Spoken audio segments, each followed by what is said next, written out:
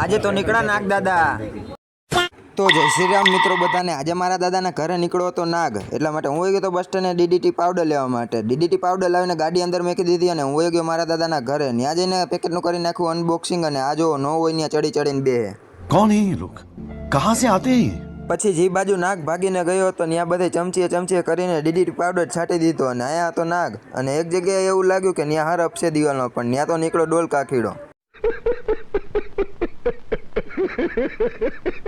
પછી 3 વાગે બનાવી નાખ્યો ચા અને બાજુમાં બનતી હતી મેગી અને બીજો ઘણો બધો પણ ભાગ લાવ્યા હતા. અને પછી ઘાયા આપણે ચા રોટલી અને પાપડનો કરી લીધો નાસ્તો કરીને આ બધી જે વચમાં સાયકલો નડતી હતી 3 સાયકલોને જવા દીધી ઓયડીમાં સામે, એટલે કે સ્ટોર રૂમમાં. પછી ન્યા પાથરી વાળો તરફાળ અને ચાઇનાને ટેકો દેવા હાટું લઈ આવ્યો 2 લાકડી. પછી ચાઇનો અટેચ કરવા માંડ્યા અને એક બાજુ જ્યારે લાકડી લગાવી તો બીજી બાજુની નીકળી જતી હતી, બીજી બાજુ લગાવી તો બીજી બાજુની નીકળી જતી હતી.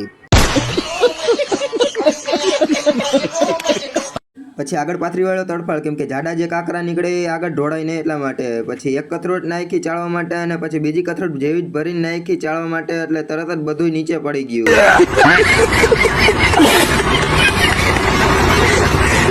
પછી પડી ગયેલા ચાઇનાને ઊભો કરીને સાઈડમાં રાખી દીધો અને તરફાળને સાફ કરીને પાછું ટેબલના ટેકે ચાઇનાને રાખી દીધો અને કથરોટ કરીને ધીમે ધીમે પાછા ચાળવાનું ચાલુ કરી દીધું.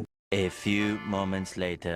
પછી 5 વાગે લાવ્યા હતા દાબેલી, એટલા માટે દાબેલી ખાઈને તરત જ આપણે ભરી લીધું પાણીનું કુંડું ભર્યા પછી ટેબલ હટાવીને પચાડવા માંડ્યા રેતીમાં જે મોટા કાંકરા વધ્યા હોય તેને પણ ફરીથી ચાળી વાળ્યા.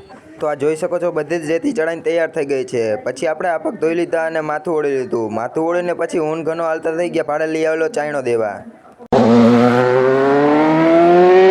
પછી રાત્રે આપણે ખાવા બે ગયા અને ખાવામાં હતું ડુંગળી બટાટાનું શાક, મેગી, રોટલી અને ખીચડી. અને આપણે ખાવા માંડ્યા અને ખાઈને ડાયરેક્ટ વહી ગયા મેળી ઉપર સૂવા માટે. 3 hours later. પછી 11:30 વાગે નીકળો નાગ, જે બપોરે ભાગી ગયો હતો. આ હરપ પકડવાવાળા બાપાને બોલાવી લીધા હતા ને એ બાપાએ એક કોરથી મોઢું દબ્બી રાખ્યું હતું ને બીજી બાજુથી પૂંછડી ખેંચીને હરપને કાઢ્યો બહાર.